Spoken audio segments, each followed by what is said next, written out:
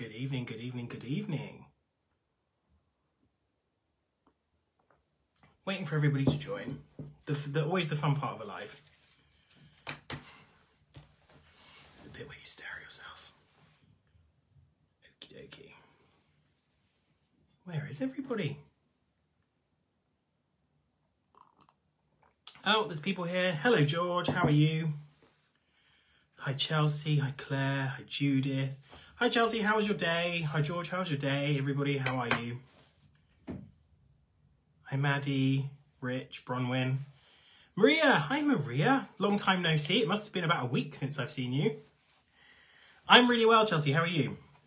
It's been one of those days. I literally have just, this evening, been a whirlwind of finishing preparing for this, having a haircut because I look like a microphone. That's what happens when you have kind of a buzz cut and you leave it a little bit too long. Hopping in the shower because of haircut and then getting ready for this. So it's been a bit mad. How's your day been? Hi, Carl. How are you? Hi everybody. Good to hear you're well, George. I have to say, I feel like our group has just grown exponentially in the last like couple of weeks. It's kind of exciting to see all the new faces. Deborah's here. You've not sniffed any of these. You're living on the absolute edge. Okay, so today is going to be full of shock and excitement for you, Deborah. Hi, Sean. Chelsea's excited to meet and chat with everybody. Brilliant. So am I. I'm really excited for that. Actually, what I'm going to do, just very quickly, is make sure I'm plugged into some electricity, because it would be really awful if my phone went, wouldn't it? Let's just do that. Okie dokie. Okay, hi Hayden. Hi Lisa, the one and only Lisa Justice. Joanne, hi everybody. Right, have we got beverages? This is the key question. Has everybody got something to drink? I have opted for a very boring cup of Earl Grey in a very non-boring mug. So I feel like I'm doing okay because I'm going boring but with a great mug. It's very hot and great. It's been a busy day, so I really like this. Thanks, Chelsea. Thank you. My hair does look great. If it was long, I would do a little bit of a hair flick, but I can't. Nice to see Totoro in the background. Yes, I did actually have him on my stories the other day, and someone sent me photos of him like zoomed in screaming, and it was quite funny because he looks like he's a bit frightened. Glass of white wine, brilliant. Earl Grey here. High five from my Earl Grey family. Earl Grey is the best tea. That is the hill I will die on. There are many hills I will die on, actually. Okie dokie. You went for wine. Good choice, Lisa. Everybody's kind of got themselves a beverage. There's 40 people watching. That's insane. Okay. How have you found these boxes then? The February box. Some of you would have been here for the green box last month. Some of you will be new. Any feedback's welcome. Are you enjoying them? You know, have you found them different? Have you found that you love this box more than the last one, or less so, or whatever? Tell me some more. We're here for the long haul, people. Hi, Amanda. Good to see you. Hi, Farah. Hi, Deborah. Hi, Pip. Earl Grey's good. Duchess Grey's even better. What is Duchess Grey? Tell me about this immediately. I need to know. It sounds very fancy, and I'm here for fancy. Bronwyn's got her rosé. Brilliant. Great. Feel free to share or not. It's up to you. Okay, so Becky likes this box more. Sean prefers green, struggling with the sheep. Okay, yeah. I would say this is a bit of an odd genre because it is a bit more of a difficult genre, I would think, because it's not, well, first of all, it's not very current in some cases. It's kind of an old genre that's been phased out a little bit and has evolved quite a lot, but we'll get to that. So I think I can understand why it's a little bit more difficult. Katie's had lots of favourites. Brilliant. Karen is making a cuppa. Brilliant. If you just want to do a round for everyone, Karen, that would be great. If you could just pass some tea round. Straight up builder's tea. You're old school. You do you, boo. You do you. No judgment here. We are not tea snobs. Although we absolutely are. Earl Grey is the best. Lisa preferred the green box, but so good to learn more about the sheep. Brilliant.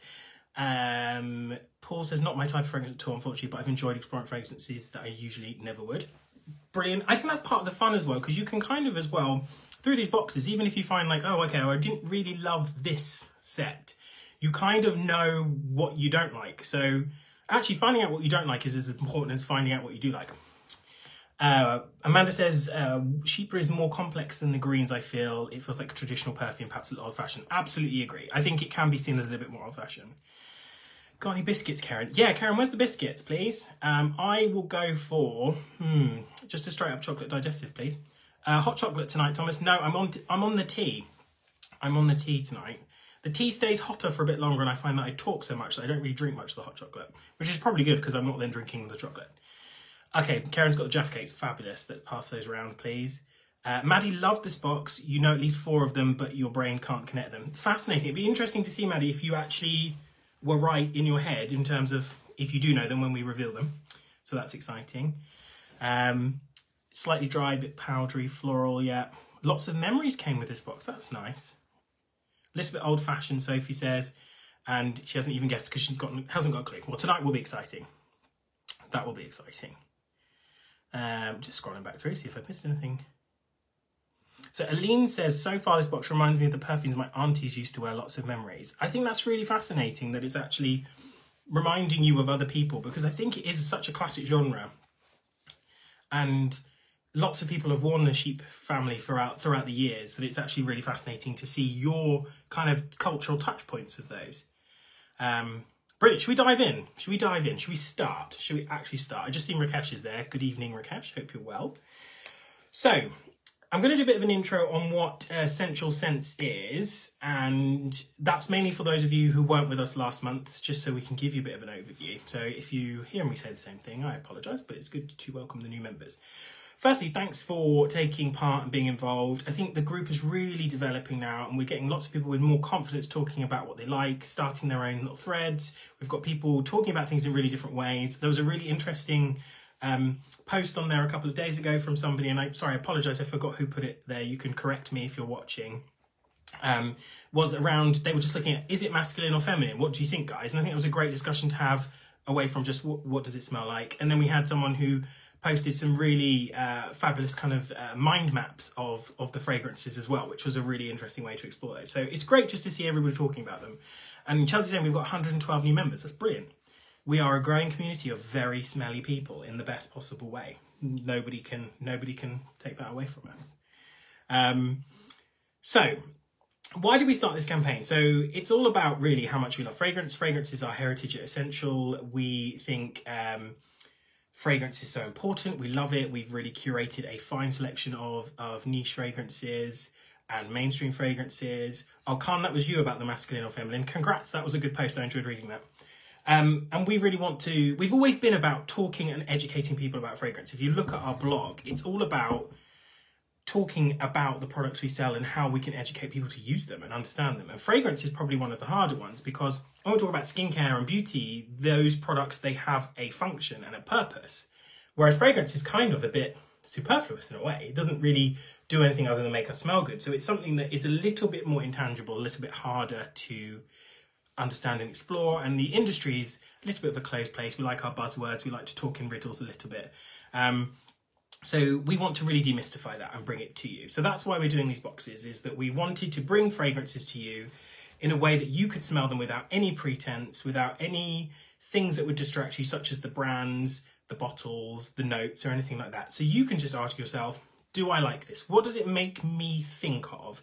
And that then helps you build your own vocabulary, because remember, with scent, there is no dedicated language for smell. We have to borrow from our other senses, from our sight, our taste, our touch, to describe these things. And it helps us really build those. So that's what's really exciting about it. And also with lockdown, it's been a lot harder for us to try fragrances. So we're trying to make that a lot easier. And we've done lots of blind trials, as you know, over the years. We did them for a while. With over a couple of years with lots of different new things as well. So we're trying to kind of go through the families at the moment. So it's really exciting. I'm glad that it's all resonating with you, and that even if you're finding that the fragrances aren't ones that you're like, oh, I love that, I want to buy it, that's fine, because that's not the sole purpose. It's really about getting you to explore. And if you think, like we've had a few people say already on the live today, that they think that this family is not really for them, but it was quite fun to understand it a bit more, and that's really where we're going. So that's what we're here for. So we're going to do 2 of these lives this month. So we're going to do one today, obviously, because that's what we're doing right now. We're doing a live. And then we're going to do one in 2 weeks' time on the 25th, I believe.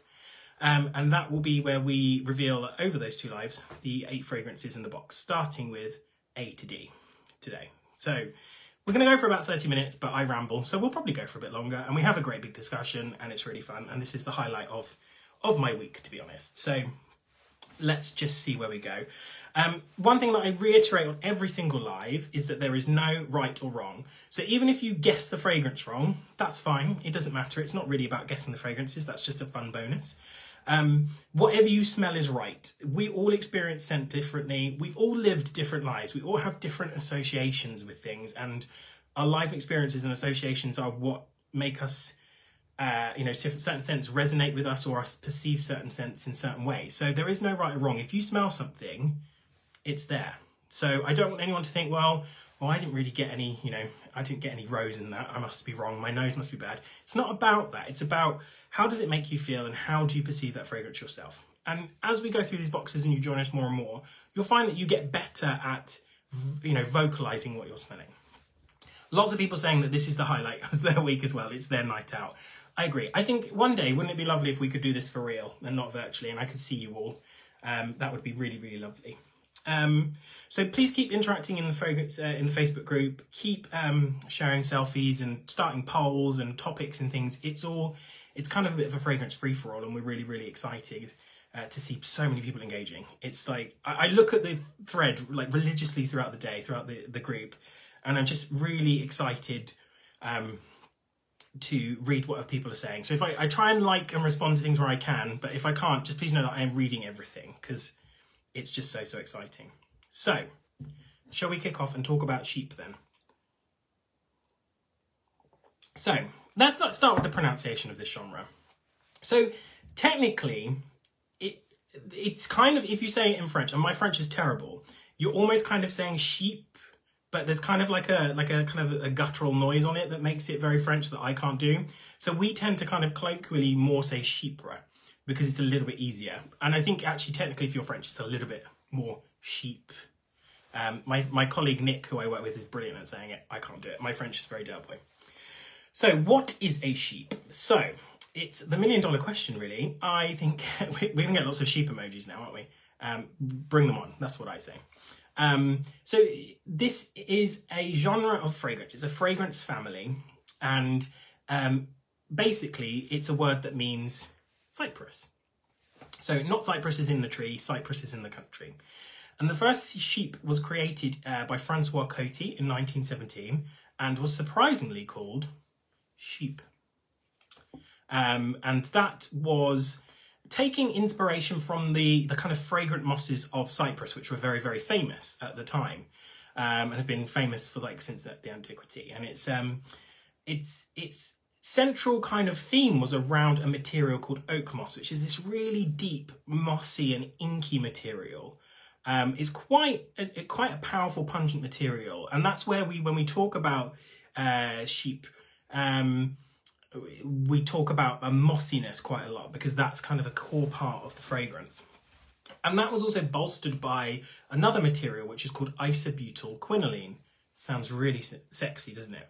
And this is partly kind of a nice reminder that whatever brands may tell us, and perfumers, may tell us when we see things on Instagram and on the internet, fragrance materials aren't always plucked from, the hair of unicorns at midnight, on a new moon. They are actually aroma chemicals that sometimes have very unsexy names like isobutyl quinoline. And that's a really interesting kind of tarry, slightly smoky material that's used in leather accords.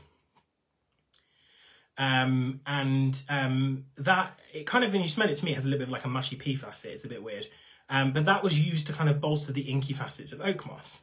And then around that, what he did, he built kind of a sunny kind of citrus note, a bergamot. There were dry woods and there were moss, and everything was kind of put around it to evoke the Mediterranean landscape. The sun, the kind of warm brush, the sea breeze. And the kind of overarching theme of that was that everything was very much about light and shadow. So you have the bright citrus up top, you have the deep, cool mosses, and then you have the warm woods in the base. So it's this really kind of fascinating genre that, when created, was really, really new, because it had this, such stark sense of contrast. So the chypre was born from that, and using the accord of citrus moss, patchouli and labdanum, which is a resin that comes from the cistus or rock rose plant, they created this entirely new genre. So the first one was Coty's, and obviously he didn't think, haha, I've made the chypre, it's the most amazing fragrance accord in the world. People will be doing a live on Facebook in over 100 years' time. But what happens is then, if obviously perfumers are quite, you know, they smell other people's work and they think, oh, that's interesting, I'm going to expand on that. And then obviously it becomes a trend and a style, and then it kind of snowballs from there. So it's an interesting genre for me. I would say it's predominantly feminine genre. I don't know if you would agree.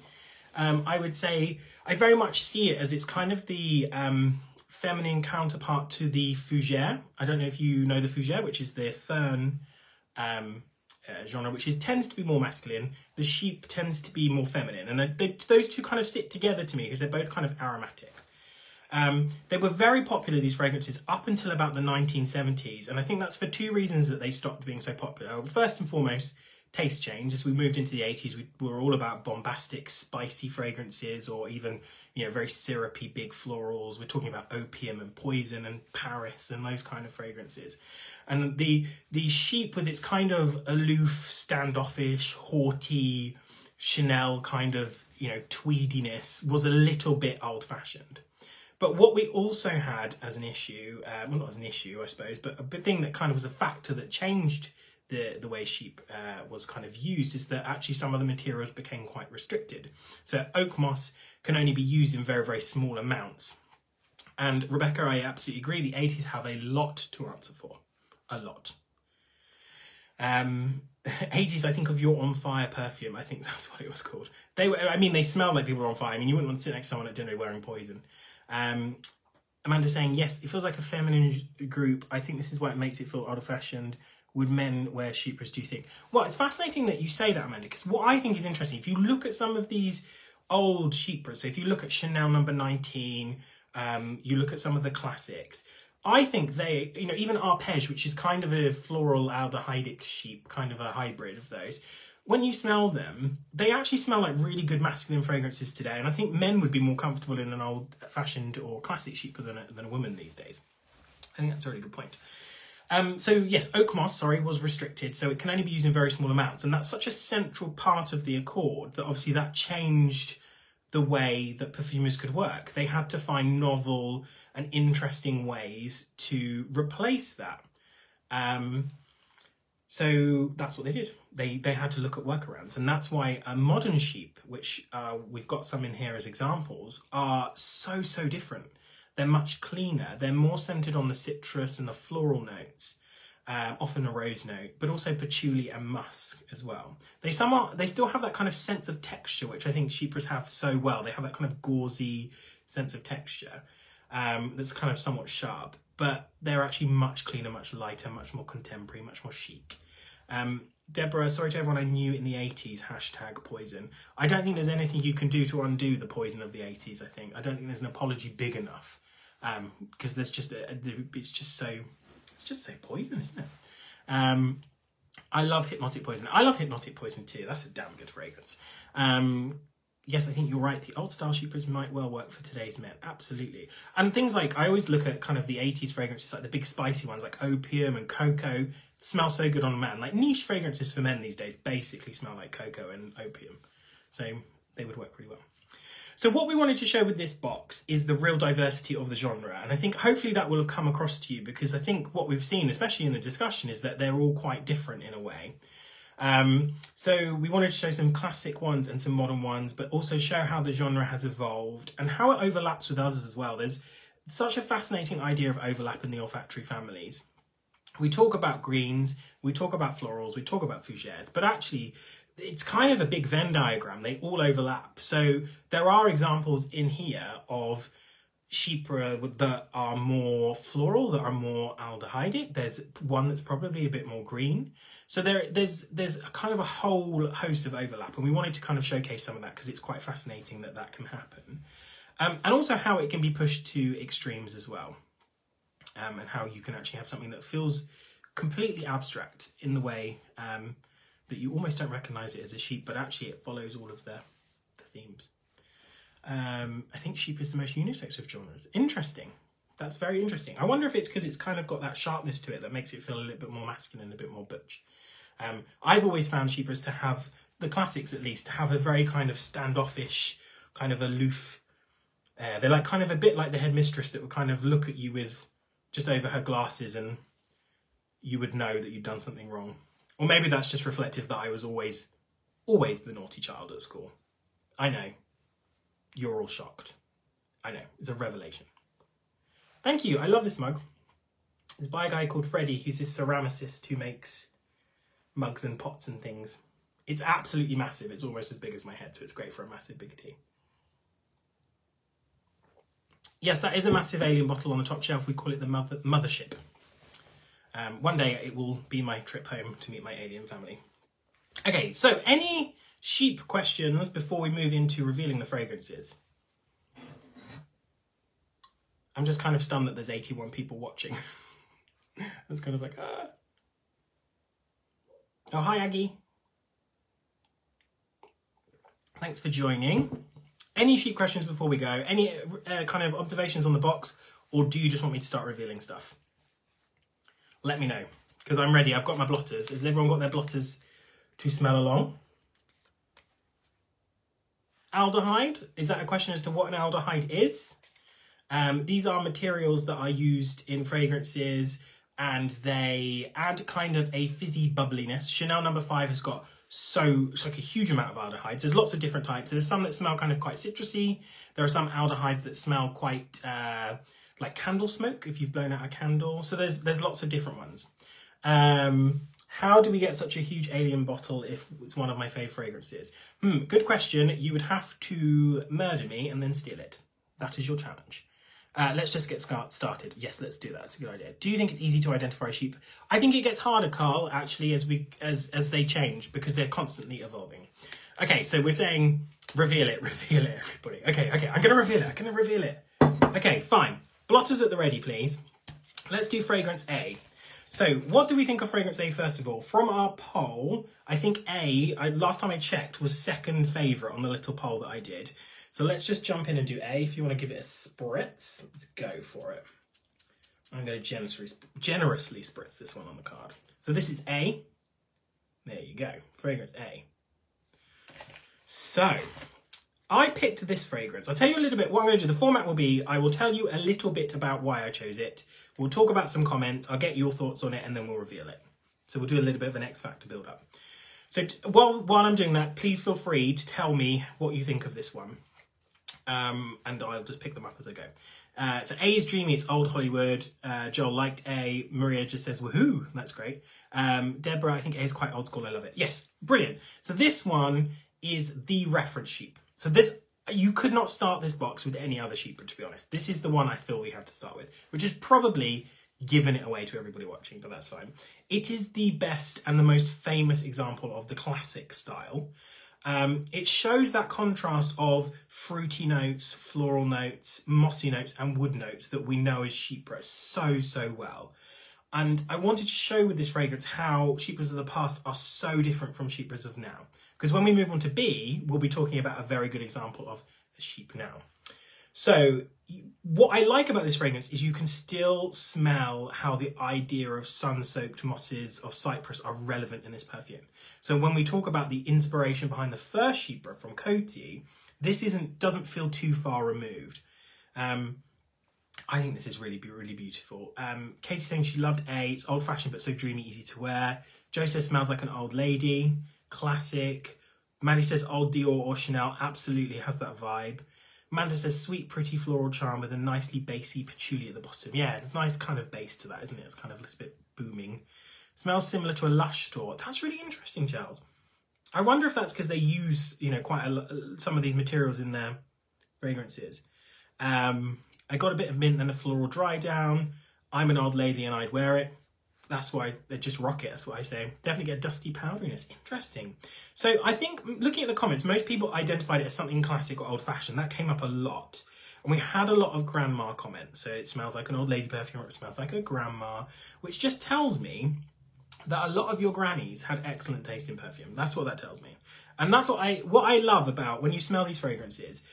These are, the older generation wear them because they were the fragrances that were popular at the time, which is really interesting because I wonder in 100 years time, will people be saying, oh, that Britney Spears Fantasy smells like such grandma's. It's like a grandma perfume.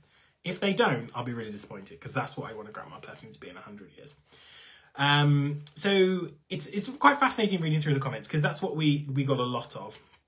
Ali says it's a sophisticated grandma scent and loves it. Brilliant. Face powder, interesting comment. Yeah, I like that. So let's just look through the comments that I picked up from the group. So Maddie said it smelled like an Old Chanel fragrance. Carl likened it to Youth Dew by Lauder. George said he loved A for its dried peach, fuzzy suede like iris and mossy woods. Really nice description. Carol called it light, fresh and elegant. And I think that was a reoccurring theme of it. It's just such an elegant, easy perfume. Claire said it was comforting and familiar. Jane said it had a green and citrusy feel. And it's definitely more of a classic fragrance. I think all of those things are right. I think it's got such a elegant, chic quality to it. But absolutely, yes, it does feel of its time. So for me, I get, first of all, lovely fuzzy peaches. There's a golden citrus vibe to it. There's like a nice sparkly thing going on with this fragrance, which I like. Yes, we're still on A, Susie. Hi, Susie. Hope you're well. We're still on A. We haven't revealed it yet. We're just doing the big, long, drawn-out build-up. It's kind of like soft velvet to me. There is this like strange milky quality, I think, which I think is from the peach note. It does have that kind of lactonic peachy note. And it's very pale. To me, if it were colours, it would be pastel colours. It's not vivid. It's not kind of vivid, you know, colours. It's not broad brush strokes. It's kind of watercolours. It's pastels. It's pale. You thought it was an aldehyde, even though it couldn't be. Well, it possibly could be. There could be aldehydes in this. I mean, aldehydes were used before number 5. I think it's just number 5 who used a lot of them. And the base is kind of warm and woolen. It's got like a knitwear feel to it. It's got, I don't know, it's got a feeling of being outdoors. There is a little bit of an outdoorsy vibe to this fragrance. Susie's saying it's fuzzy peach and like nuzzling into a fur coat. Absolutely, it's textured, isn't it? And Amanda's just said that it's very textural and velvety. I totally agree. I think it's got such a rich texture. So, would you like to know what the fragrance is? I'm sure you do. That's a really stupid question, isn't it? Can I guess what it is? Yes, go on. Everybody have a guess. Have a quick guess before we go. I'll have a sip of tea and you can have a guess.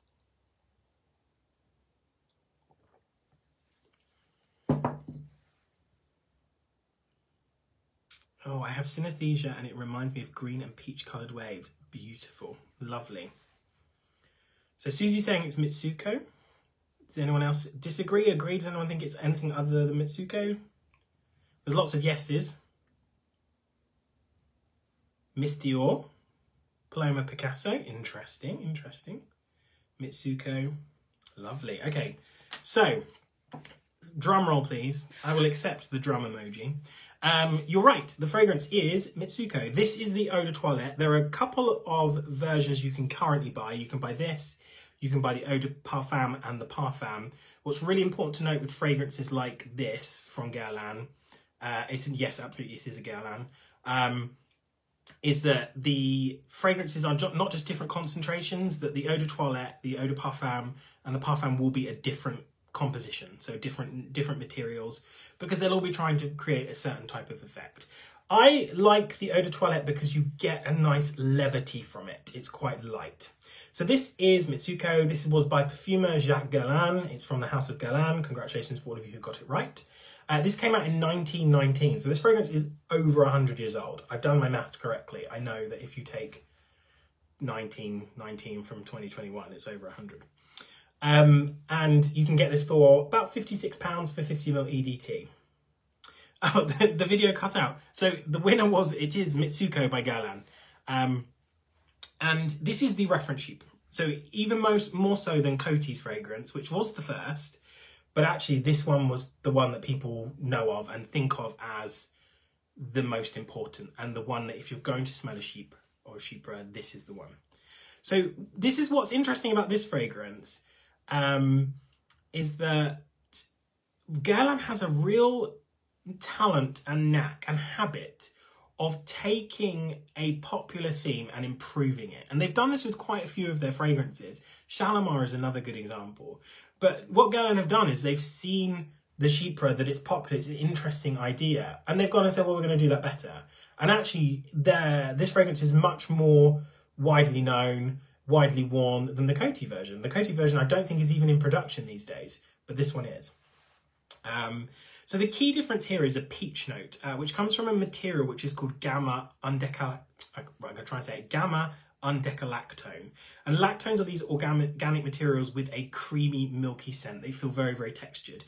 And this one adds kind of a peach skin vibe to it. So what you're getting, rather than kind of just a bergamot, sunny citrus note, you're getting a peach note, which makes it a little bit more intimate, I think, a little bit sweeter, a little bit more cuddly. And it kind of brings a velvety opulence to the accord, to the Chypre accord, and also a softness as well. And it just makes everything feel a little bit more vivid and precise, creating a contrast between that mossy, resinous and earthy notes in the bottom.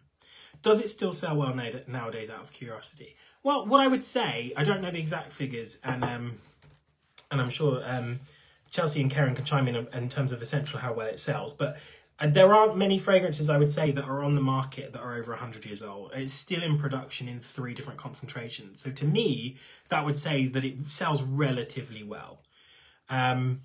Which was the Coty version? So the Coty version is just called Chypre. That was the very first one. It was the one that created the genre. Opulent is a very good word to describe this. Deborah, you can't smell the peach. That's fine.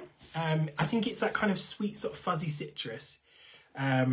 Chelsea says it's more of a gifting period kind of scent. So during sort of gifting periods like Christmas and Valentine's, Mother's Day and things like that, it will sell better. Can I repeat the name? Absolutely. So this is Mitsuko by Guerlain. Let me just hold the bottle up a little bit closer so you can all see the name. It will be reversed. I apologise for that. Susie likes laying this with Shea and Blue White Peach as it ramps up the juiciness. Okay. I like the idea of that. Okay. Amanda's gone off to try that. Brilliant. So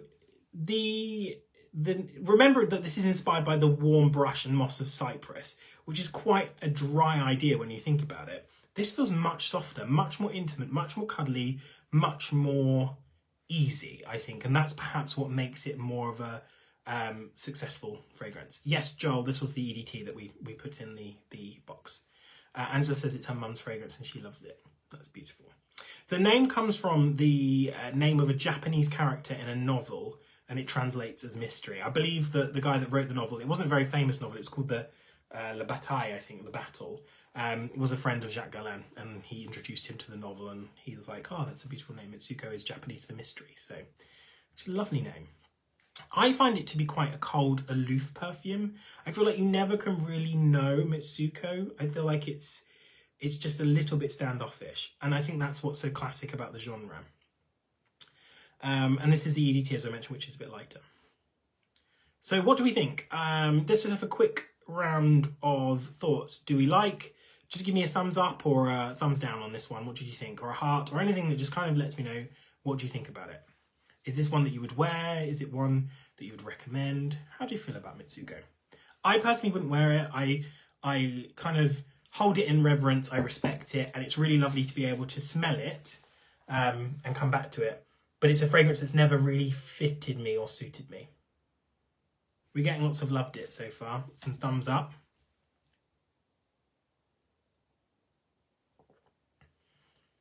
Lisa wouldn't wear it, yeah. Joel says it's his favourite. Oh, lovely. And I think actually it would be quite interesting to see on a man what it would smell like. I think lots of men do wear it still. Susie, you don't seem to feel too passionately about this when you scream in caps lock, love it forever and ever. So I don't really know. Do you like it? I don't know. Could you be a bit clearer?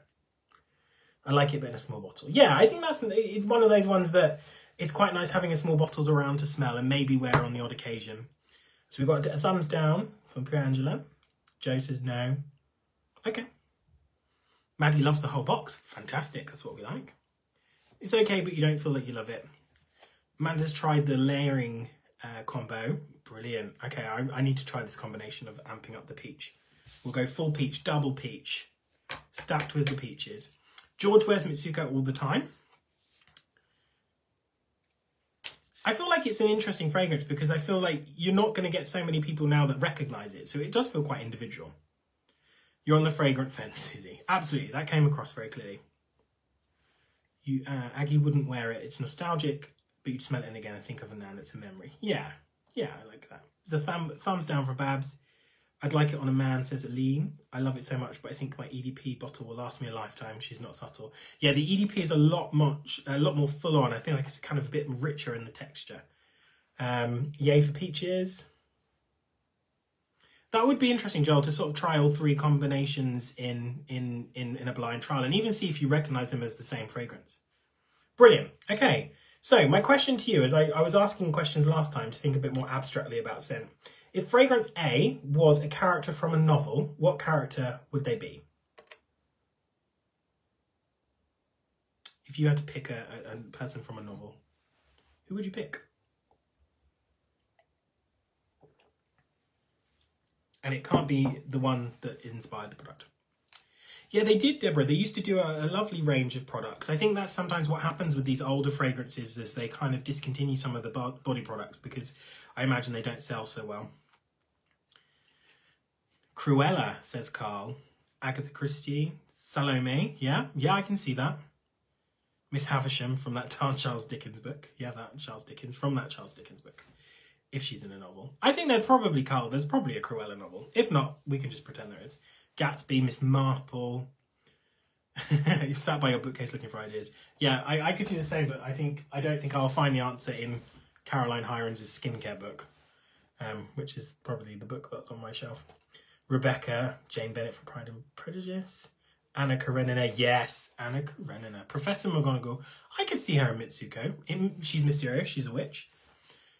Maria has the soaps. Do you know, I used to have some vintage soaps, but I gave them to my stepmom because she loves Mitsuko. And I was like, I don't need these vintage soaps that I just used to make my bathroom smell nice. But they were in a beautiful box, wrapped in lovely green paper, which you don't get. The Head Nun from Black Narcissi by Ruma Godden. Not read that, but that sounds intense. Susie's going to give it a bit more thought. The Witches, Roald Dahl. Miss Marple. It's too important. Okay, Susie, you can come back to us on that one. We're getting lots of Miss Marple. Okay. Miss Marple, am I right? Okay, stop with the jokes, Thomas. Right, should we do B? Shall we do B? The mother in the Goldbergs on TV. Oh, she'd be so much more 80s than this, I reckon. She'd be something with lots of hairspray. Okay, fragrance B. So this one is number 1 in the poll, quite dramatically. I think this had double the amount of kind of favourites from lots of people. And they seem to love this one. And I think for B, I wonder if it's because it's so easy to wear. And it's very chic, I think, and very pretty. So we're going to talk B. Lots of people also feeling nostalgia about B. And that's because it's not, I say it's new, it's actually not that new in the grand scheme of things. Time does fly. So we've got lots of people saying B is their favourite. Susie quite likes B, Katie likes B, Deborah says B was the longest lasting. Interesting. Susie recognises it, Carl loves it. I think this one was really quite popular. Now, I picked this one because, as I hinted and alluded to earlier, in contrast to A, which is the reference sheep fragrance, B is the reference modern sheep. It's the kind of one that I would kind of point out as saying this is indicative of the modern genre. And I think, you know, that just shows that it's obviously a very popular fragrance because you all love it. People saying it's pretty, easy to wear, beautiful. It made you miss your mum. That's really sad. It's fluffy, inoffensive, says George. Lots of thoughts on this one. So this was the fragrance that pushed the sheep into modernity. It made it palatable and current. And it's a million miles from Mitsuko. They could not be more different. But I think what it shares is that kind of air of elegance, but in perhaps a more simplistic and minimalist way. But it's still incredibly textural. And that's what I think is kind of really partly signature of this kind of genre. It's gauzy and it's quite silk-like. So, lots of comments on this one. Karen likes B. Someone just said they didn't think it was very memorable. Oh, she's in this chat. Oh, okay. Reminds you of your mum. Sorry. Hi to your mum. That's just me reading deeply into things that I shouldn't read into. Then it's a happy memory. Not so much love for B for me, but not wild about it. Okay, I think it could be a little bit, because it's quite easygoing, isn't it? Smells like your best friend. Yeah, I think we all know somebody who wears this fragrance, I think, and they probably wear it as a signature. Easy to wear, but not simple. Okay, so in the group we had Farah said B was balanced. Michelle said it was spring-like and fresh. Joel said it made him think of raspberry ripple ice cream and he got a lot of sweetness from it. Carl said he found it quite inky. And it's interesting because I've just seen someone mention Turkish Delight, which also is kind of pushing up that kind of sweetness. Bab said it was quite zesty and orange. Ezra said he described it as sun rays through clouds. Lisa said it smells like her best friend, which I've just mentioned. So yeah, it's a really lovely fragrance, this one. Bergamot and patchouli, question mark? Absolutely, yes. I would say you've got, on this fragrance, you've got very soft citrus up top. It's quite sparkly and bubbly, but those bubbles are kind of small, like fine bubbles. They're not big bubbles. They're not kind of big soapy bubbles. They're kind of like champagne bubbles, very, very fine. It's a touch peachy too, I think. Also, it's like kind of sharing that element with Mitsuko, but much sweeter peaches, I think. Not dusty or fuzzy like Mitsuko, much more kind of ripe and sweeter peaches. There's also pale pink roses. It's almost like these roses are so fragile they break in your hand. They're petals made of silk. There's a delicacy to this fragrance. And it's also powered by some lovely soft gauzy white musks. There's definitely patchouli in here, but for me it feels very clean. It's drained of its blackness. It's quite transparent. And it feels like soft pink fabric on naked skin. It's a chypre without the stone-faced appearance. It's welcoming, it's elven, it's delicate. That's how I see this fragrance. I think a lot of you are kind of are quite into this one and quite intrigued to find out what it is, but also a lot of people find it quite familiar. It's fresh and powdery. Definitely planning on buying B. Kate says she thinks she used to wear it. Katie says lots of nostalgia. It's like you haven't smelled something for 10 years and then boom. Yeah, absolutely. It just kind of hits you like a train, doesn't it? So warm and happy, may wear it in the summer. Yeah, I think it's a bit lighter, isn't it? It'd be good for summer. Lily of the Valley, icing sugar, fantastic. Okay, so I just realised I haven't sprayed this one. I'll spray it from the bottle. Let's do that one. Okay, so this one is, drum roll please. I'm probably revealing it at the bottom. So this fragrance is Narciso Rodriguez for Her. This is the Eau de Parfum. I prefer the Eau de Parfum to the Eau de Toilette. I think the Eau de Toilette is a little bit raspier. The Eau de Parfum, I think, is softer. This was created by two perfumers, two very famous perfumers. One is Francis Kurkdjian, who you'll know, who created fragrances like Le Mal and has his own brand, which is Maison Francis Kurkdjian. And also Christine Nagel, who is the in-house perfumer at Hermès. This came out in 2003. And what I really like about Narciso Rodriguez for Her, and Narciso Rodriguez generally, is that he, as a fashion designer, has always wanted to play with the idea of colour and fabrics in his fragrances, but not in terms of vibrancy or boldness of texture. He opts for neutral colours and soft fabrics. I think that creates such a distinct olfactory aesthetic for the brand, because there is this kind of muted elegance to everything they do. And even with the bottles, which pioneered this internal coat technology, as they would call it, where the bottles are painted on the inside to give them this really lovely kind of depth of field effect. For Her is a masterclass in this style. It's supple, it's silky, it's blush pink. Its simplicity played so well, it feels like a second skin. There's a delicacy to it, as I've mentioned, and it takes elements of the classic chypre and renews them, putting them into a modern context, but it doesn't have any of that moss and earth. It still has the contrast of light and shade, because it's got the citrus, which is the lightness, and the peach at the top. But then there's the shadows of patchouli. So it's still playing with that. But really the thing that powers this fragrance is musk. And the kind of white musks that are in this kind of push all of the elements upwards and outwards, making them distinct and diffusive. And when I smell this, I always imagine a ballet slipper, because it's just, to me, it's that delicate pale pink. It's just really gorgeous. You can't smell this and not think it's lovely. Well, you could do. As I say, there's no right or wrong. You could absolutely load this. But to me, it's just such a beautiful fragrance. Is the black different from the pink? I thought it was just a choice of packaging. No, as far as I'm aware, and I could be wrong, but I believe the black is the Eau de Toilette. They are quite different. I find the Eau de Parfum has a bit more lasting power. It is a little bit softer. You get a bit more of the raspy chypre facet from the Eau de Toilette. It was the blueprint for all the chypres that followed. And you can smell this style of fragrance. If you smell Lovely by Sarah Jessica Parker, she was inspired by this fragrance when she created that. Smells so good. Is the black different from the pink? We answered that one. Remember buying it itself, which is when it came out, adored it. I mean, this came out in 2003, so it's not that new. And I was just realising that earlier when I was putting this together, that I was like, can this really be 18 years old? It doesn't feel like that long ago. Absolutely love the bottles and the range with the clever internal paint job. It just looks so gorgeous. I love the men's one as well with that beautiful grey. I think that's gorgeous.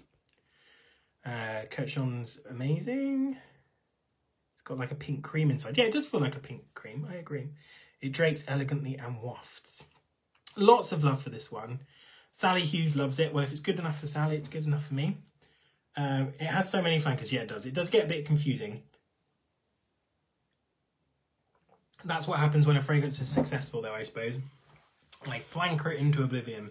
Thought it was lovely for a while, but it lasted longer. Yeah, I think Lovely's a lot lighter. I think Lovely is kind of a lot fresher. Anything in a pale pink bottle I love, like Gucci Bloom. Yeah, Gucci Bloom's gorgeous. Love Narciso scents. I love Narciso. I love this one. I love the men's one. I love Narciso, the one in the kind of the white cube. That's a really good fragrance. I think that's beautiful, kind of gardenia. Red one is a lipstick scent, very nice. There's lots of love for Narciso. I think it's a really nice brand. It's accessible. This is about, for 30 ml, it's about £39, so it's a nice price. And it's a beautiful fragrance. And the bottle is just timeless. Timeless. Can't believe you don't own this brand. Well, you've got to start somewhere. Maybe for her is a good place to start. So if Fragrance B was a fabric, what fabric would it be? I'm just tripping over my words this evening. If Fragrance B was a fabric, there's lots of F's in this sentence, that's why. What fabric would it be and what colour fabric? So what fabric and what colour? I personally think pink silk, but I'm open to suggestion. The white cube one is also very good. Yes, that one's just called Narciso. It's a lovely, expansive, spacious, abstract gardenia. I've been through 2 bottles of that, I think. I love that one. Where are we up to? Kelly, we are on Fragrance B, which we have revealed as Narciso Rodriguez for her Eau de Parfum. So getting tulle, silk, fine cashmere, chiffon. Lovely, yeah. Carl says he'd buy it. Brilliant. Go for it, Carl. I mean, men and women, you can wear whatever you like. That's what I think. But because it does have a little bit of that raspiness, I think it's quite different on a man. It kind of smells, I don't know, very, very clean. Pale pink velvet, yellow silk. Interesting. So I like that you're getting yellow from it. I can see that. Blush pink silk dress. Candy pink silk. Lovely. Pale pink satin. Yeah. Pink gauze. I love this. I love kind of challenging people to think of these things in kind of slightly different ways, not thinking of notes and ingredients, but thinking of it in textures and sounds and other things, because it kind of just gives real personality, and it's something that we all can relate to. I think bias cut blush silk, worn with white fur capelet. Lovely. Antique white soft cotton shirting. Lovely. Lovely. I love all these kind of fashion things as well. Amanda at We Wear Perfume is really good at coming up with a kind of an outfit for a fragrance. So please feel free to throw that in there, Amanda. I love that. Do you think it's morning or evening? I would say this is a pretty much, it can take you from day to night, as me and my friend Nick would say. I think it's one of those fragrances you could wear whenever, to be honest. I think it does have a casual feel to it, but it wouldn't feel out of place in the evening. I think it's got a lovely, understated chicness to it. So it depends on your style. If your style is, you know, kind of really, really out there and really, really like, look at me, I'd maybe not for evening, but I think there's something very chic about this. I think it could be both. Liking this more and more, you would buy it. Cool. Brilliant. Brilliant. So that's B. Shall we move on to C? I'm very intrigued to talk about C and everybody's thoughts on C. Let's do C. Moving on. The dry down is almost quite sweet. Yeah, I think it does. It does kind of, you do get some of the peachiness kind of caramelizes a little bit in the base, I think. Mood-wise, it's hopeful and young. Yeah, it's lovely. It's kind of, yeah, it's optimistic and sparkling. Okay, C is coming up. This was scary. Yeah, this is an interesting one. So let's move on to C. C is mental. Yep. C, now we're talking. Okay, so what I'm sensing is nobody has a kind of muted response to C. So let's spray C on our blotters. Just go for it. C is the one that I'm actually wearing this evening. Not a very good way to sort of be testing fragrances whilst wearing a cloud of fragrance, but there you go. We like to break rules. C was a roller coaster. What is C? We need to know. That little devil. Indeed, indeed. So this one is currently last in the poll. And that does not surprise me because I think it is the most divisive one. But it's not without its fans. I think people who like C, like really like it. I think it's incredibly divisive. And what struck me with this one is how much of a grower it is. First impression seems to be very like, WTF? What are you making me smell? Why are you doing this to me? What's wrong with you? I don't like you anymore. Then people become a bit addicted to it. And that's exactly how I felt when I first smelled this fragrance. I'm getting lots of comments about churchiness, which I find interesting. Chelsea loves and hates C, smells divine when it settles. Yeah, I think we all have a complicated relationship with C. I think that's accurate. Reminds me of Roberto Cavalli. Accidentally spilled it on my hands, big mistake. Is it Marmite? It's not actually Marmite, but it is a Marmite fragrance. People either love it or hate it. Cough syrup, take me to church. Definitely polarizing, not for you. Yeah, I loved it, I hated it, I loved it again. Total grower. See, I think this is how a lot of people think about C. It's a bit nuts. C was interesting. I found it more masculine on the blotter. I got something like lime, but then on the skin, something like cumin came through. On the skin, it's like slightly sweaty. Yeah, there's a lot of sweetness to this as well. It smells like Holy Communion. Reminds me of church. Fascinating. Lots of churchiness. It's peachy, fruity, but also savoury. There's a lot of gourmand elements in this one. Okay, I'm going to jump in. Because I know that we're dying to find out what this is. So it's new to most people, I think, this fragrance. And I picked it because I wanted to show the idea of innovation. So we've looked at a Chypre that's classic, one that shows the modern classic style. Now I want to show you one that shows that idea pushed entirely to the limits. I wanted to show how it can be abstract and how it can be challenging. So this is a modern niche fragrance. So it's kind of being made with the idea that it's not going to be for everybody. It's not everybody's cup of tea. And it showcases elements of Chypre, but in an entirely new way. I don't think there's anything else like it at all. And just looking at the comments, there's, you know, dried old currants, church, old Bibles, no florals. It's very leather and tobacco. It smells like blackcurrant juice, thick glossy book. This is so vivid and evocative to people. It's like a sweaty confession. I think any confession is sweaty if you're doing it right. So, some of the comments in the group. Kate said it was the most interesting. Ali called it a scent journey, loved the opening, but said it was fleeting. Lisa said it reminded her of Haribo, and I will come back to that because I think that's very interesting. Claire and others mentioned incense. Carl said dirty sherbet, that it was fizzy and dusty. Sean called it spicy and said it reminded her of a trip to India, which I think was really evocative. And Kate said leather and smoke. We also had balsamic, resinous and tobacco like from George. Khan said they had no clue whether it was masculine or feminine, so just threw unisex in. I love that. Niche means expensive. It doesn't always mean expensive, but in this case it does mean a little bit expensive. It smells like Luton's, but I can't remember which one. Yeah, I get a Luton's vibe from it. Don't tell me it's the Afternoon with a Fawn. It's not Afternoon with a Fawn. It's not L'air de Rien. No one's guessed it yet. No one has guessed it yet. Okay, this is really interesting. So I'll talk about what I smell and then we'll reveal it. So this to me has a very sharp jelly-like citrus note up top, which is kiwi. Fascinating. So it's so bright. It's like neon bright. I get like flickering neon lights.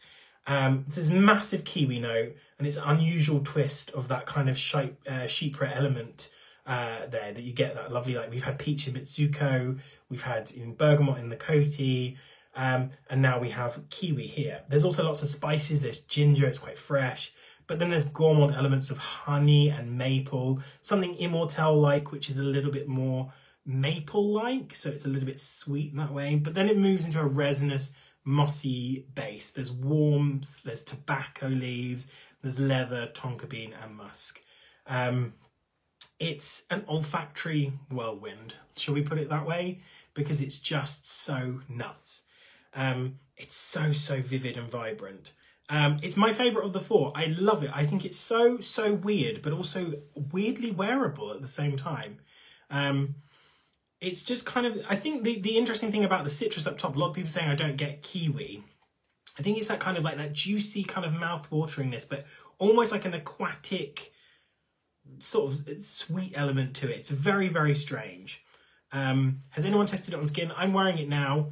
You do lose some of that like vibrancy of the sweetness, you know, after a while it goes into much more of a mossy, leathery, mapley, tobacco-y base. It's quite warm. So, do you want to know what it is? So Kelly says she can't stop smelling it. It really works on my skin.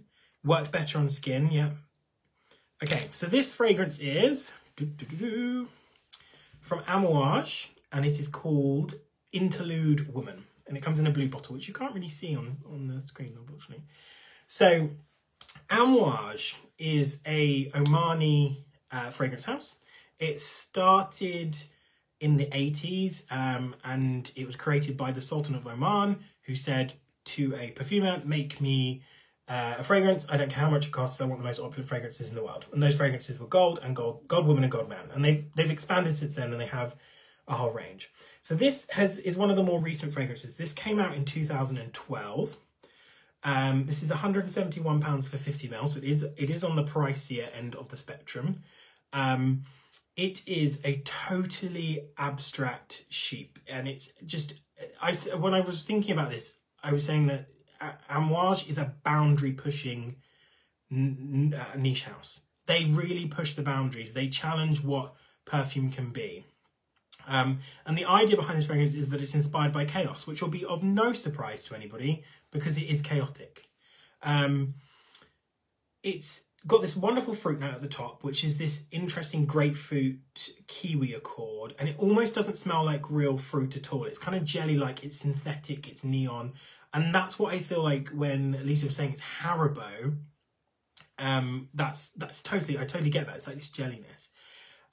It's quite abstract. It's got roses and orange blossom in there as well as the flowers. They don't feel like those two things. It kind of feels like a fusion of floral notes.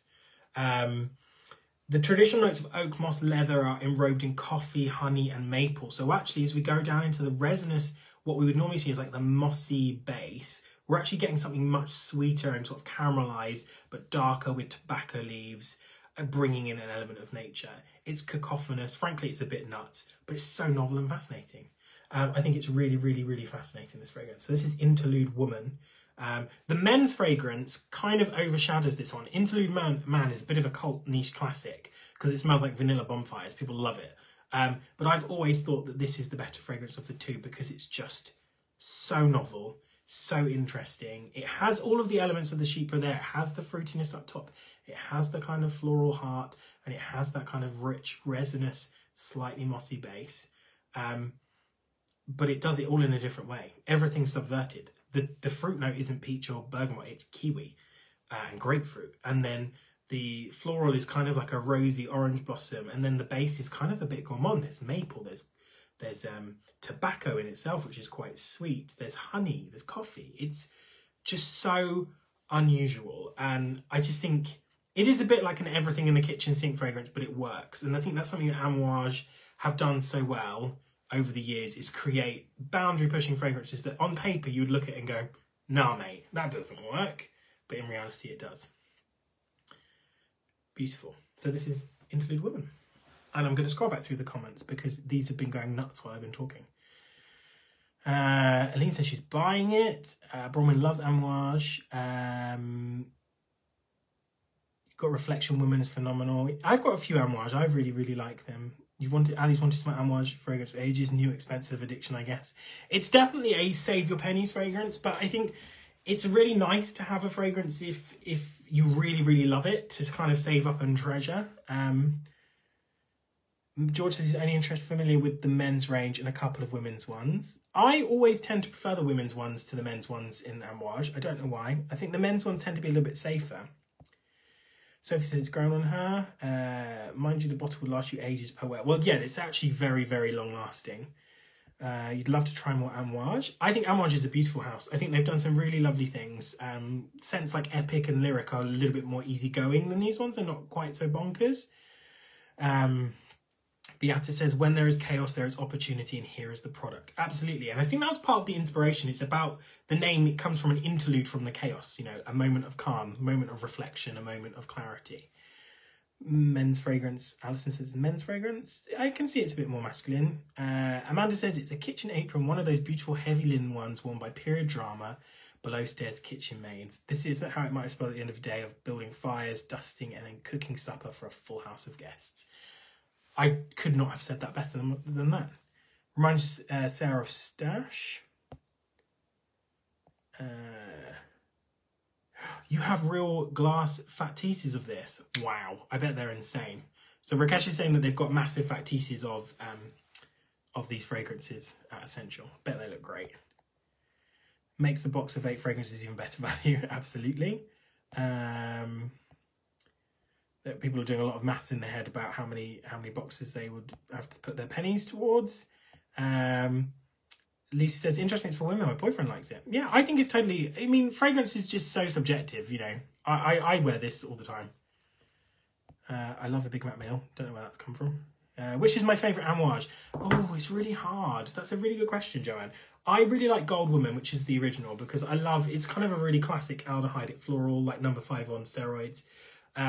I also like Honor Woman, which is a nice classic white floral, kind of a bit cold. That's what I like about that one. I love this one because it's nuts. I also really like Imitation, which is this kind of 1970s style cassis kind of floral amber thing. It's really strange.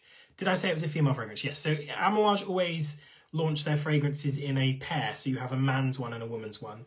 This is what the women's one looks like. I do have Interlude Man here, so that's what the men's one looks like. There you go, just a reference. Is it good? I've read about it. Good question. Okay, I think those Amouage for women would get so much more attention if they don't put for women for man on the bottle. Yeah, I think it's kind of unnecessary. I think these days doing things masculine, feminine, I think in the niche world you don't necessarily need to.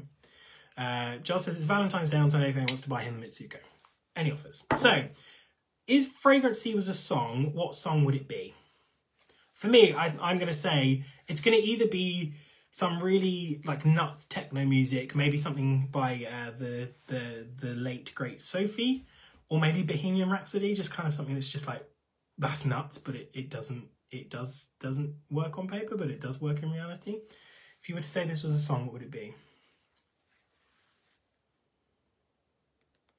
We're going to get lots of comments now. Valentine's on Sunday if anyone wants to buy me this. Love it. Something by Nick Cave. Yeah, I can see that. Bohemian Rhapsody. I think Bohemian Rhapsody. I love Sophie. She was absolutely great. I was devastated. Total Eclipse of the Heart. It's a bit of, yes, powerful like that.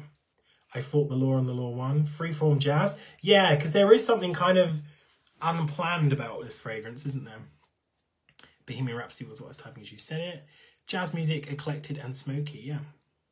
But sung by Nina Simone. Chemical Brothers, Hey Boy, Hey Girl. Love that, Chels. Bohemian Rhapsody, crazy but works. Yeah, that's the first thing that came to my head, is that it's kind of just strange. Okay, so that was C. Really, really interesting discussion about C. Let's move on to D. I'm going to get my D sample. Insomnia, yeah, a bit of Faithless. So let's move on to D. If you've got your blotters ready, let's do that one. That's the last one of this live. We still do have 4 more to go after this, that we'll do on our next live. Okay. So this is D. Anything by Muse, Chemistry by Girls Aloud, because it's like 27 songs in one. Absolutely. Absolutely. Love a bit of Girls Aloud. Okay, let's do D. Because this was another divisive one. I was surprised about how divisive this one was. Some really loved it. Others were a little bit more underwhelmed. Deborah saying D was the kind of signature fragrance a strong woman would wear. Powdery, overwhelming, but ingredients inside it so hard to get to. So distinctive, but no idea what it is. Interesting. will be about 30 minutes, 65 minutes later, done 3. I mean, that is so accurate. So accurate. I have no idea what the time is.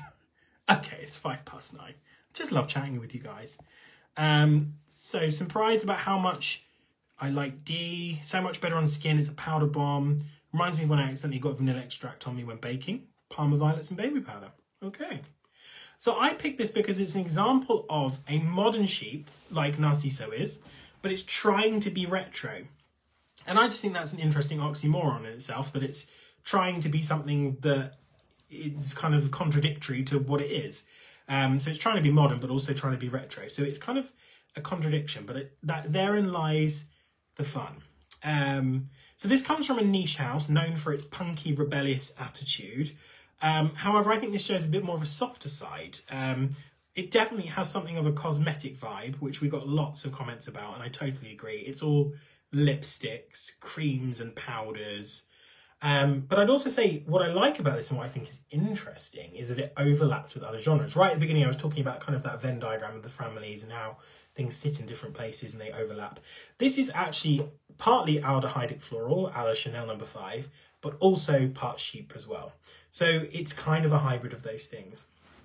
George says one of the older scents in the 90s. It's underwhelming on the dry down, loved it on the blotter, but it disappointed.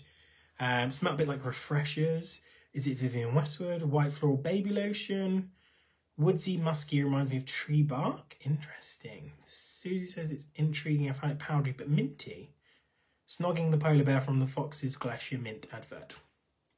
I'm just going to skim right over that, Susie. I think lockdown's been a bit too long for all of us. Is it an Attack Libre d'Orange? No, it's not. Inside of a handbag. Absolutely. It's got that suede vibe, hasn't it? So lots of comments about this one. George called it beautiful luxury floral scented soap. Farah said it had a fizzy soapy quality. Charles said it reminded her of cherry lip balm. And Carl said it had a vintage, it was like a vintage lipstick. Ezra called it jasmine flowers growing out of a brick wall at night. Carol said it reminded her of hand cream. Quite a few people found it quite fleeting, which I thought was interesting. So for me, I get fizzy aldehydes, it's bubbly, it's quite ozonic, it's a little bit fresh in the top. But what I think is really lovely about this fragrance is there is a metallic edge to it. It's kind of got, it's almost like a stiletto heel made from polished steel. There's lots of powder though, and it's quite soft and luxurious, so there's a contrast in there.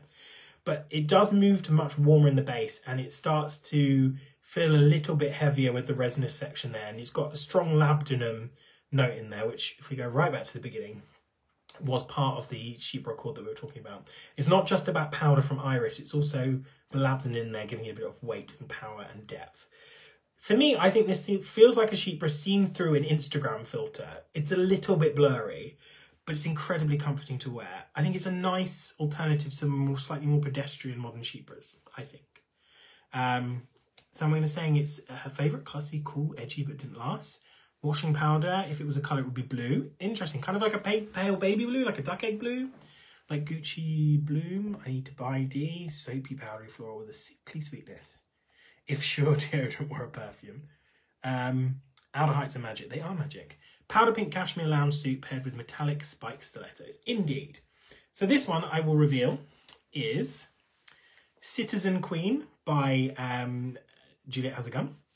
And it is in a lovely metallic bottle which shows every single one of my fingerprints, so I'll give that a bit of a polish. So this one comes from Juliet Has a Gun, which is a fragrance house created by Romano Ricci, who I believe is the great-grandson of Nina Ricci. I don't know who created the perfume. They are a bit of a little bit frustrating outfit in the sense that their first two fragrances were created by Francis Kurkdjian, and then they say everything else was created by Romano himself, which I'm not entirely 100% sure how accurate that is. I think he's more of the face of the brand, but it came out in 2008, and this is all about leather, aldehydes, iris, amber, labdanum. It's £108 for a 100ml bottle. I see it very much as a Bond girl of a sheepra. It's a bit kick-ass in some ways. She comes with lots of metal gadgets. She's got killer heels and probably an extensive Chanel skincare range. Let's just go with it. Her routine is unmatched. It fuses the floral aldehyde genre with the musky modern sheepra, and what you get is this kind of soft, cosmetic, clean sheepra with a metallic edge. So it's kind of strange. I don't find it too edgy, but I think that metallic fuss, it makes it a little bit more unusual and a little bit cool. I like this fragrance. Lisa's enjoying that she didn't like the expensive ones this time round. That's good, that's good. I love the name though. Citizen Queen is a really cool play on Citizen Kane. Would not have called Juliet Has a Gun, but I only know this is not a perfume. Yeah, and I think this is not a perfume is kind of not really a good example of some of the fragrances they do. Their earlier stuff, which includes this, were all fragrance characters. So you've got Miss Charming, which is a lovely kind of strawberry rose. Then you've got Lady Vengeance, which is this really kind of vampy, voluptuous, powdery rose. And then you had another one called Calamity J, which I think they discontinued, which was a really lovely, resinous, warm, savoury iris. And then this one here. And now they've kind of moved and their brand has kind of changed a little bit, tack a little bit. But I really like that these all feel like very distinct characters. You've always wanted to try something from Juliet Has a Gun. Exciting. Yeah, I think they're really, I think it's a brand that I always recommend to people if they're just starting out in niche. If they want to spend a little bit more money and go for something that's elevated a little bit above the normal stuff they would go for, I would say start there, because it's not too wild, it's not too out there, but it's all kind of beautifully done. And the price is kind of not too far. If, you know, if you're buying 100 ml of, say, a Dior perfume, this is not too far away from it. Amanda's a big fan of the new one, Musk Invisible. I think that's a gorgeous white musk, Amanda. I think it's so kind of like, it's like a luxurious take on the Body Shop white musk, which I also love. I think it's really lovely. My daughter said it smelled like a teddy bear. Oh, cute. I like that. Lovely. Not my type. Metallic is a good description. First Juliet Has a Gun I've tried. Well, hopefully not the last. There's an interesting brand. So yeah, that one seems to be a little bit of a surprise for everybody. If this was a memory, what memory would it be? If you have a memory, what kind of memory would you think it would be? I don't know what mine would be. Memory of bubble bath. A nice bubble bath. Yeah, a nice bubble bath would be quite good about now, actually. After a long day, sinking into a nice bubble bath with your stilettos still on, because, you know, got to keep appearances up, haven't we? My birthday is on the 17th of February. I'm getting this for myself. Any other Juliet you would recommend? Happy birthday in advance. It depends on your style of fragrance. I would say my favourite is Lady Vengeance. It's a really lovely, sweet, powdery rose with kind of sharp claws on it. It's very like black velvet and kind of red, and it's, you know, killer lipstick and all that kind of thing. It's quite vampy. I like that one. I think that's really gorgeous. I also quite like which is literally called which is a lovely sort of gourmand with a kind of an almond facet. If you like Hypnotic Poison, that's quite a nice version. Yeah, it's lovely fragrances. This one came in quite strong and then wandered off. It got bored, like it got a bit bored. Yeah, it was just like, I'm done with you now and I've moved on. A bit too powdery. Bath time with mummy. Fancy spa day with the girls that ended in shenanigans. Ooh, hello. That's what happens when you go to Champneys and they give you too much Prosecco, I guess. A sleepy one, a nice doze in the afternoon. Defo bath time. Watching my mum powder her nose with a fluffy pink puff and really bad lighting. Really love Gentlewoman as well. Yes, Maria, thank you for reminding me about Gentlewoman. Gentlewoman is a really lovely powdery orange blossom that's kind of feels like a masculine cologne but made a little bit more feminine. So it's kind of a bit gender bending. I like that. Moscow Mule is very nice. It just smells like a Moscow Mule, so it's very limey. It's very good. Is not an easy one to say and sound cool. My favourite fragrance is no. Okay, so that was A to D. Anybody got any surprises from there? Anybody got anything they love? Anybody got anything that they are literally trolling through the Escentual website now thinking I need that in my life? What's the feedback? A to D. Before we finish off, because I realise we've been doing this for 17 hours. Oh, the gold bottle one is Midnight Oud, which is a very nice rosy oud. That's a lovely fragrance as well. You're sold on C was a journey. Yeah, I feel like some people might need some therapy after C, and that's absolutely fine. It was a lot. Others are kind of here for the ride and are thrill seekers, I think. George says Interlude Woman is definitely a surprise. Yeah, I think that I was kind of waiting to see if somebody would guess it. And I could see in the group that most, for A and B, I think most people had guessed. But C and D, people kind of weren't really going there. Whereas I think in the last box, I think somebody had guessed, between you, you'd all guessed everything, just about. But those two seem to be a bit elusive. You love the chance to try the niche fragrances. Fantastic. And that's what's lovely about this, because those aren't things that necessarily that easy to find. And also, you might not be able to get a sample. And there's a difference, even if you get to go in store and smell it. It's not something that they may even be able to give you a sample to take away. So it's nice to have that. Katie's getting B. Shanna's tempted by D. C has grown on me, but not to the extent of me buying it. It's fine. Spend a bit more time with it. See how you feel. Bronwyn says, C, I think, rediscovered my love for her. Brilliant. Bought it, then immediately stopped wearing it. Does anyone else get that? Yeah, absolutely. Well, you taste change, and also you kind of just move on from things, I think. B is really nice, but I want to test the new Narciso Musk. I just always interested to see what Narciso has done. You've already ordered the March box. Brilliant. That's floral, so we're looking forward to seeing you there. Little bottle of A for a treat. Always treat yourself. I'm afraid for my bank account, I'll be making several purchases based on the super box. Way more to my style than the greens. I apologise to your bank account.